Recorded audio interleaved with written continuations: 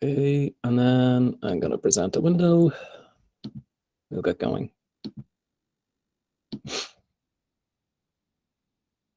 Okay, so as you can see, my wonderful graphics again. Absolutely the best at graphics when it comes to presentations. So why do we do live streaming? So the main thing, the reason that we do live streaming, let's see if I can start this so I can just show you what it looks like. This is moving on. Yeah, okay, so here what we have is, turn the volume off because the guy gets a bit scared. So basically what we're trying to do is, this is the Reese apps Twitch account. So this is the easiest way for us to show the output. So this is being shown live. Obviously it's not live now, it's a recording, but when this was, when it was being flown, the RTSP link was available on Twitch, and then we just recorded it afterwards. So live streaming is actually pretty damn easy to do when it comes with taking anything from a drone, because there's a really cool library that we could use. So what I want to do today is I want to take what's the basis of the camera app, which is one of the DJI tutorials. It's got sorry, I'm getting some feedback, Victor. Can I just mute you if you don't mind? Sure. I'm going to remove you. There's nobody here. So yeah, okay. So basically, what we're doing is it's the UX sample app. So it's got all the stuff that you need, and I'll walk through this from start to finish. It probably won't take me more than about half an hour. And then on top of that, what we're doing is we're adding this third-party library, and the use cases for live streaming are, so the idea is a number of pretty obvious ones. So somebody is doing, it's just the efficiency that it would create. So if you had a pilot that was flying around multiple wind turbines, then somebody else you could be live streaming it to somebody else so they could take a look at it either in real time or after the fact to see if there's any cracks in the blades.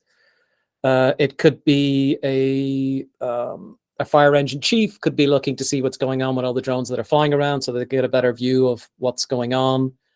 Or, it could be, sometime in the future where we've got the drone in a box, and the drone in a box is just flying, on a scheduled basis every evening, or, the middle of the night with a thermal camera, and it's live streaming to somebody who's sitting in a warm office, maybe hundreds of miles away or thousands of miles away. So it just seems to me like the obvious thing to try and do. So, and as I said, it's like pretty straightforward to get this going. So how did we do it? So we start with the DJI sample app, and then we add the RTSP library, which comes from Pedro SG94. And basically the way that we add it is we just add the dependency within the build.gradle file, and then there's a couple of things we have to do to set up some files that the library is expecting. But as you'll see, there's not really much more than that. And then the code is not available right now, but if somebody's looking at this in the next week or so, this is the 7th of February. So if you're looking at it, 23, if you're looking at it more than a week after that, then this code will be available for people to just under Reese Teachable. So we have a couple of examples up there now. And we're going to add a few more over the next few months as we do these things. Okay, so what I'm going to do now is get out of this.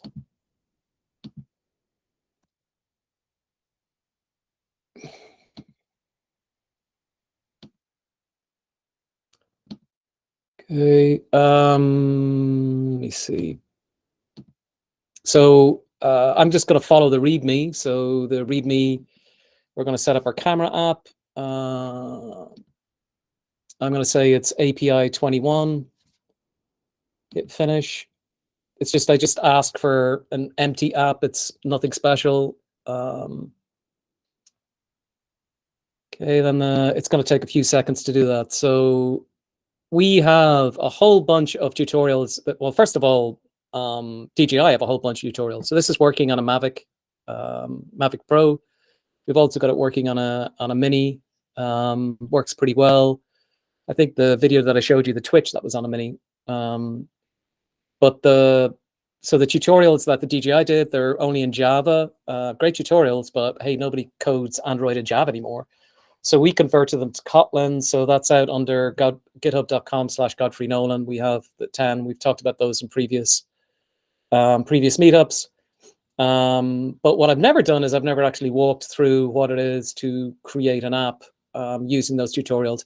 And they are really finicky. So the DJI libraries are can be, if you've never done it before, there's like a number of things, a number of gotchas. So I'm going to kind of walk through that and explain as I go about how that works and how it doesn't work.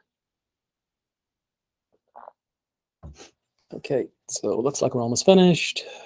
What is the first thing I need to do? The first thing I need to do is get on my Gradle script. So there's a build.gradle project, build for module. I've got to change a few things in Gradle properties. I've got to find my local properties to add my API key and my Twitch key, because you need a API key for Twitch and for DJI in order to get this working. This is for the,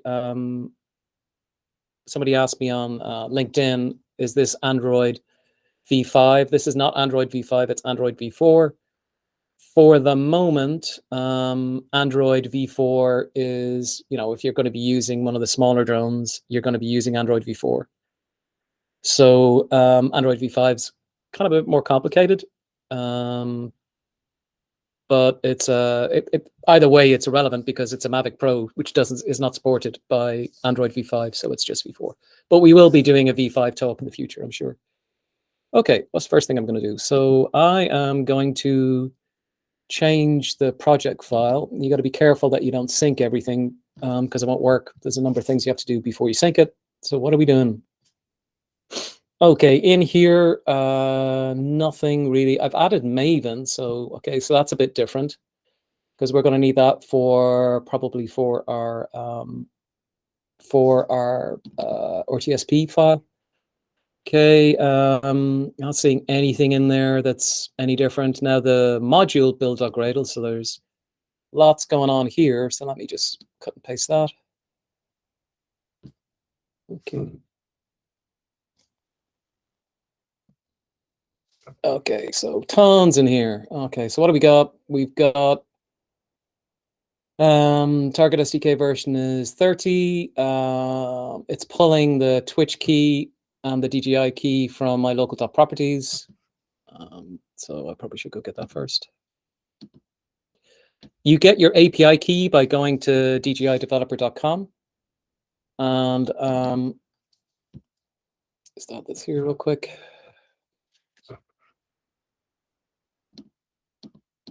And then it has to match up with your package name. So I have com.restart.camera app. It's free, so it's not really a big deal. But that's certainly one of the first gotchas. If it doesn't match, or if you have it in another app, it's not going to work. What else do we have in here? Target SDK. Our dependencies are important because they're different. These are all the apps. This is all the standard stuff. When you do like the basic tutorials are in there. We need to say that it's multi-dex. We need to make sure that we have debug for the Pro Android text because it just won't work. I don't know why. It's been like that for a while. I don't know if 5 has changed, but you got to make sure that you got the Pro Guard in there for debug. We're pulling in the 4.1.6, 4.16.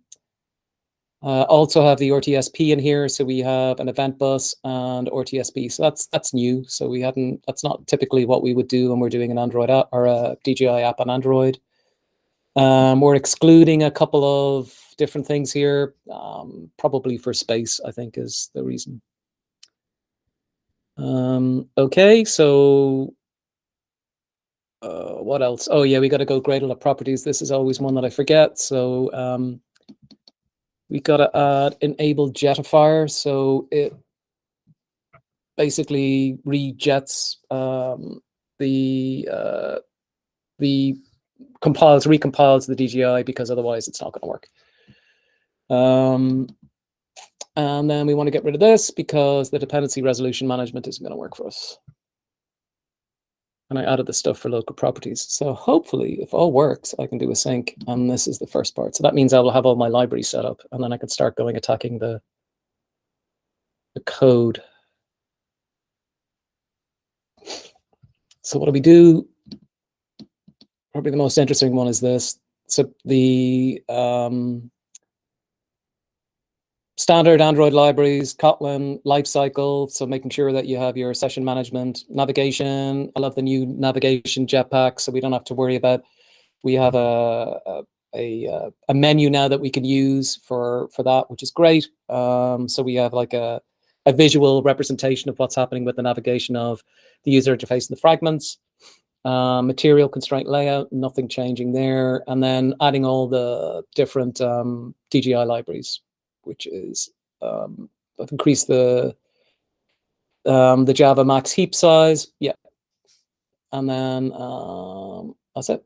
Okay, some of the stuff we're doing to make sure that if it's in local properties, when you save it, it's not going to show up in your GitHub. So at least they're not obvious. But honestly, I don't really care too much about those. Okay, then what we need to have next is we need to make sure that we have, we're going to have like our application class. So I'm adding a Java class called application.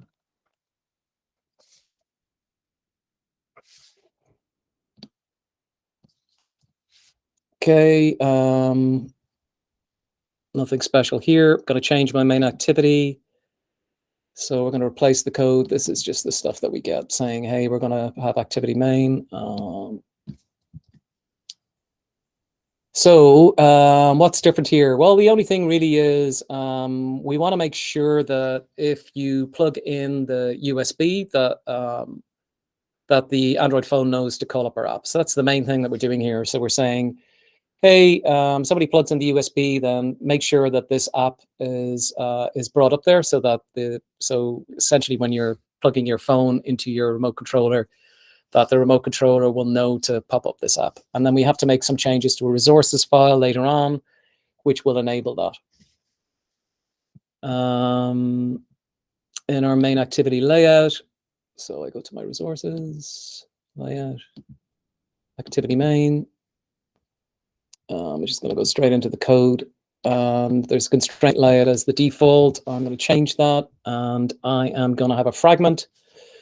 And my fragment is the fragment container view, which is going to be, everything here is defined by the main nav graph. So that's the new Jetpack that's around for probably about 2 years now. So it's kind of, if you're iOS, it's kind of the equivalent of storyboards. So that really is, that's a code, an XML version of how the app flow is going to work, how it navigates. We have to add that in a second. Again, pretty straightforward here. And then what do we need to do now? So we need to have our main fragment. So what happens when you start the app is there's a main fragment which says, hey, I'm going to connect to your app. And then after you go from the main fragment, it's going to go to the video fragment, and the video fragment is going to give us the flight view that we saw when we were looking at our live stream. So I am going to create a new folder called main.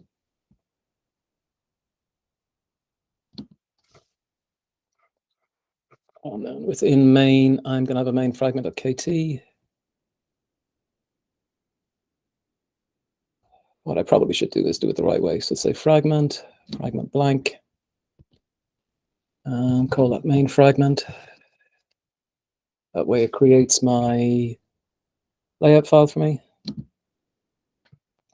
Fortunately, it gives me all this garbage, all the template that you get when you have your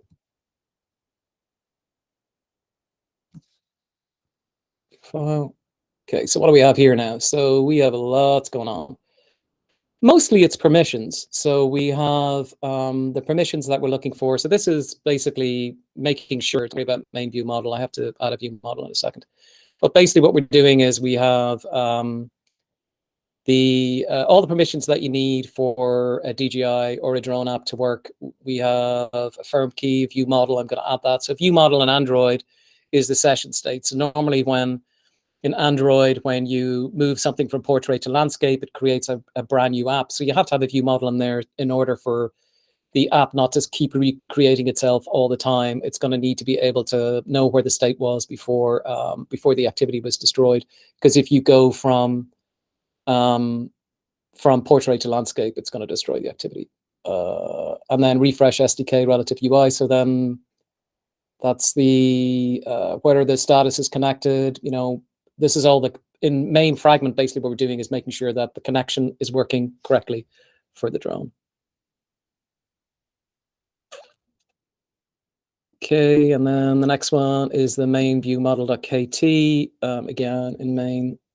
So the fragment really, the way that it seems to be working now in Kotlin is that every fragment's going to have a view model. So in this case, we have main view model, corresponding view model.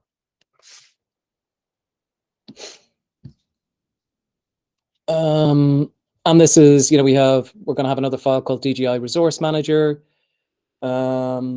We're going to register the DJI, so that's the making sure that the somewhere beneath that, when it launches, that it's got the right API key and that it's going to be recognized.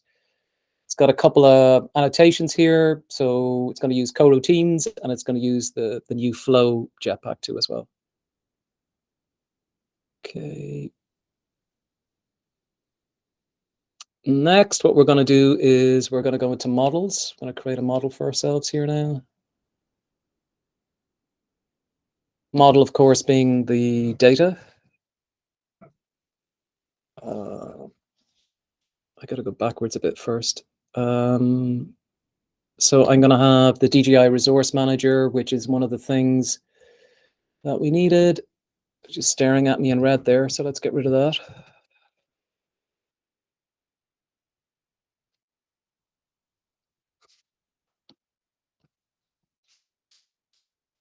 Okay. So, and again, this is just kind of the lower level stuff of, is this connected? It's going out and polling developer.dji.com to make sure that we have the right key. On Android 5, I think there's 3 different keys for the different parts, but this is just basically the initialization for the drone, initialize drone state callback, location callback. So everything that's, this is straight out of the box from the samples that you would have out there. Okay, so now we need to do a little bit for the event bus. For this is starting to get into what we need to do for the live streaming. So we have a service connection. There's a lot more information on this on the RTSP library README. It's an excellent resource. Okay, service connection event. And in this case, I'm not really doing much apart from just saying whether it's connected or not.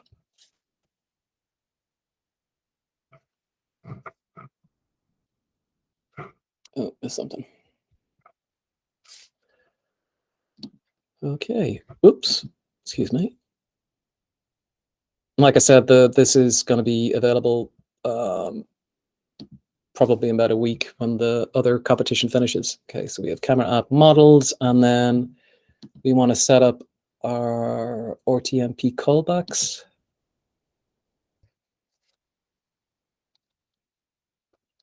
That's what we're doing. We're doing RTMP. You could do RTMP, you could do RTSP, you can also do WebRTC, and this is on connection failed RTMP, on connection started RTMP. So it's just basically doing toast messages based on whether the connection worked correctly or not.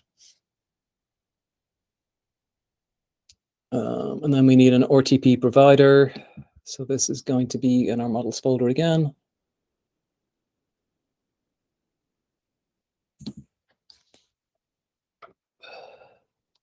RTP provider. Yeah, it's going to dyslexia rules KO.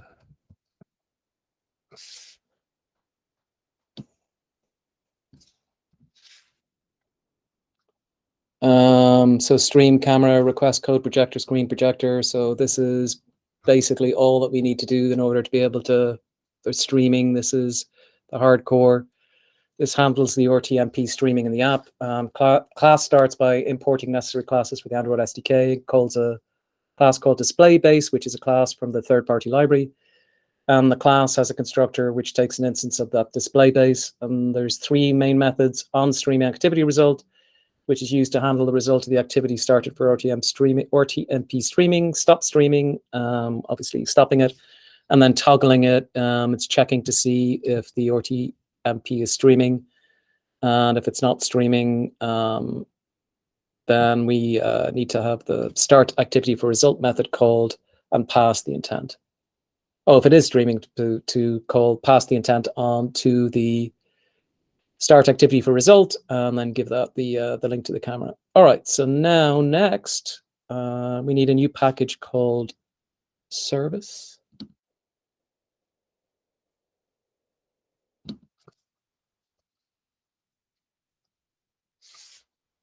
Okay, and then within that, we are going to have a stream binder.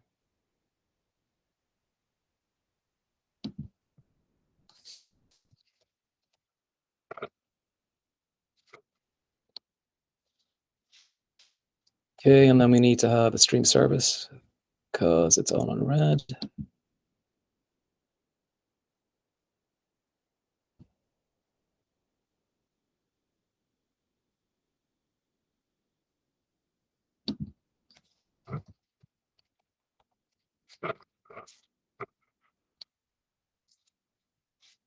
Okay. Oh, what's going on here then? So the service is a background task that runs independently of the main app, and it can run even when the app is not in the foreground. This stream service is used to stream video from the camera app to the remote server using the RTMP protocol. The service is implemented by extending the Android service class. What else do we have? The service also has a keep alive trick method, which is used to make sure that the service continues running even if the app is not in the foreground. It creates a notification with no content to keep the service alive and running. That's a bit naughty. The on streaming activity results, stop streaming, and toggle streaming methods are used to control the streaming process. And then the aforementioned on streaming activity result method is used to handle the result of the activity that starts when the user wants to start streaming. And then the stop streaming is the one that closes it off. And then the stream binder class is used to bind the service to the activity, which allows the activity to access the services methods. Okay, we need stream service connection. So we have the streaming almost set up.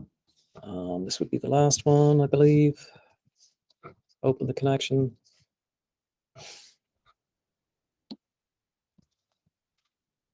Okay, so this is on, as you can see, on service connected, on service disconnected, event bus.guest post default service connection event. Next, we have our video fragment. So we have our main fragment, but we also need to have a video fragment. So the main fragment was the fragment when you try to connect to the drone, and the video fragment is the main view screen. So again, what we want to do is say fragment blank, video fragment. Gives me all the template code again. I gotta get rid of this.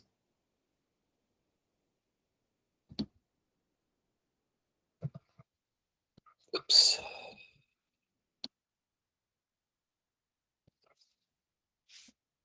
Okay, so what do we have here?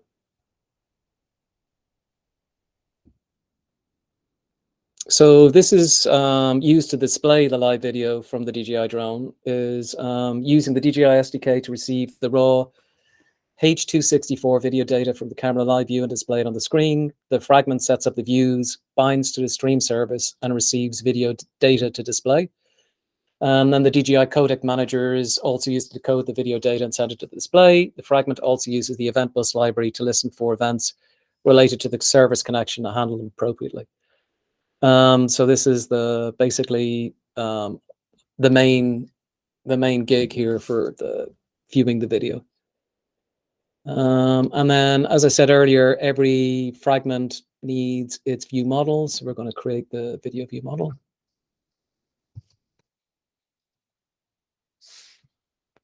Okay. The view model being making sure that it keeps state. Okay, so now we have our layouts. So fragment main, so that's the first one. So replace this layout, show you what it looks like. Hopefully it'll come up so you can get a basic view. Might not be able to do it. So this is, as you've probably seen a bunch of times if you play around with the drones. The first screen is the drone connected. So status, no product connected, product information, model not available, and then the live stream URL. Okay, and then we need to have the layout for the fragment video.xml. A lot going on here. I'm going to go back into the code. So now here's the cool stuff. So basically what we're using the UX widgets, the DJI UX widgets. So one of the nicest things about using drone SDKs, and especially this one in particular, is you don't have to write all the code to get all the widgets to work.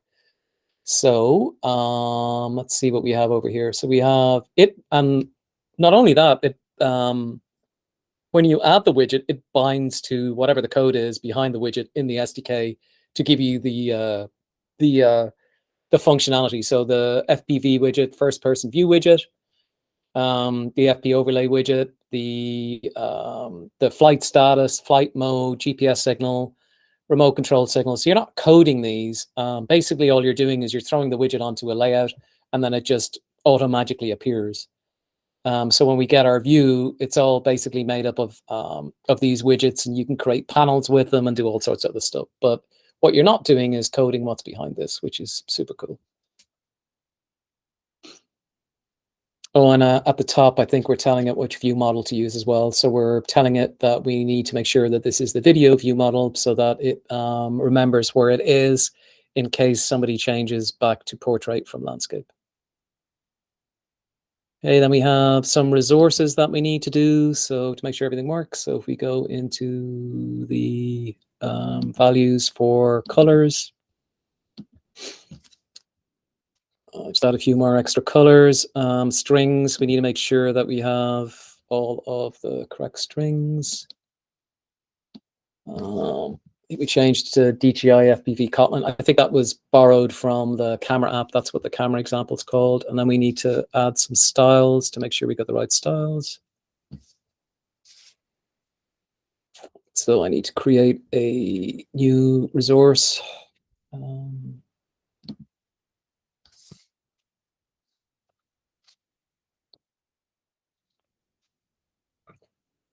Okay, and then I mentioned earlier that we need to have a accessory filter. This is for, I don't know if I actually said accessory filter, but we need to create a new file. And this sets you up for making sure that your app is the one that is launched when it's plugged into the remote controller, so that the phone knows from earlier, because we set up the USB, it knows that it needs to be able to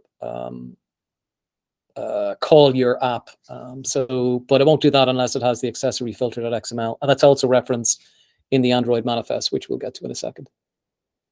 So we are going to call this our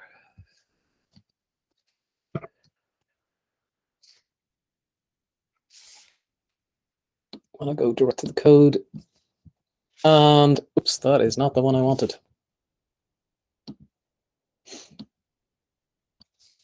So what we have here is it's basically if the USB gets a notice that it's connecting to whatever the model T600, I don't know what that applies to, but there are probably about a dozen of these different models that you can use, and then it will just know that, oh yeah, I should be pulling up the DJI app because this is a DJI drone that's connecting as part of the whole ecosystem. Okay, then the next thing we need is a navigation folder. So I need to create a new package. new directory, navigation, you have to be lowercase in the resources folder. And within here, I need a main nav graph.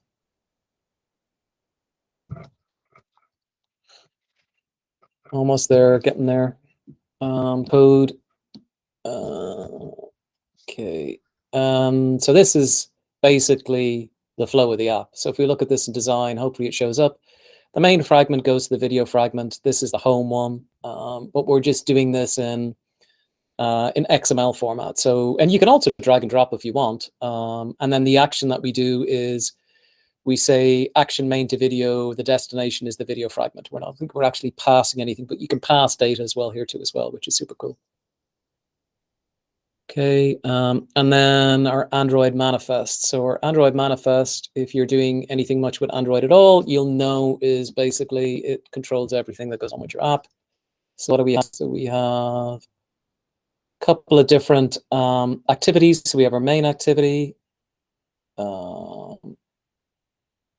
We have here where it's saying this is the if a USB is attached, make sure that you check out the accessory filter. We have a service that's running in the background, which is our media thing.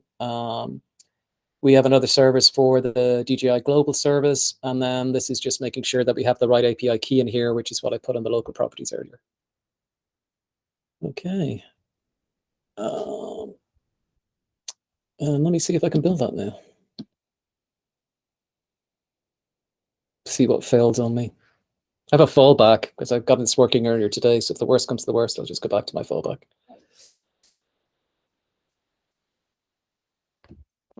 Okay, so while I'm doing that, does anybody have any questions?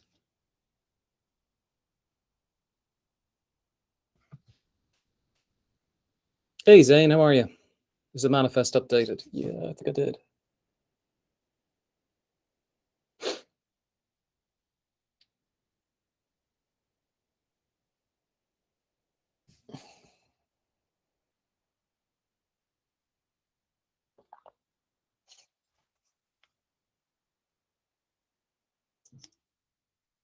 Okay, so we have our main fragment, we have our video fragment. What's that complaining about?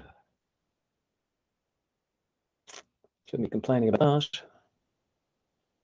Let's see what's going on in build.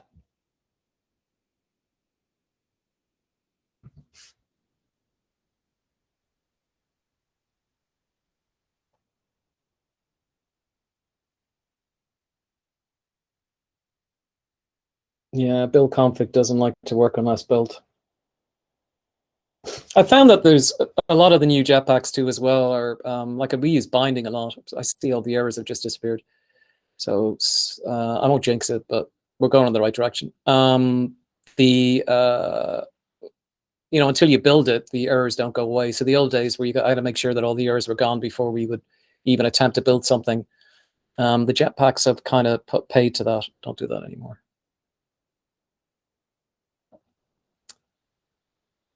Okay, I know this is kind of looks like a lot of code, but honestly, it's not. Because a lot of the template stuff that we have to do for DJI, and then the stuff that we're doing for the RTSP. You know, to get something that I've seen people in the past charge a lot of money to do live streaming. It's just great, you know, basically get out of the box. Okay, and that built. So everything's working. So like I said, the code's going to be up available so that you can try it for yourself. So the things that you need to do is basically you will need to make sure that you know, you're using your own Twitch account and your own DJI account so that you can about here, isn't it? So that you can get the get it to, you know, to work on your own Twitch. But if you have an RTSP feed, you can basically put it into anything that you like. So you don't have to just be constrained to using something like Twitch. There are other ways to display the images. And there's not, or just RTMP, there's RTSP, and then there's WebRTC too as well. Okay, I'm going to stop recording now.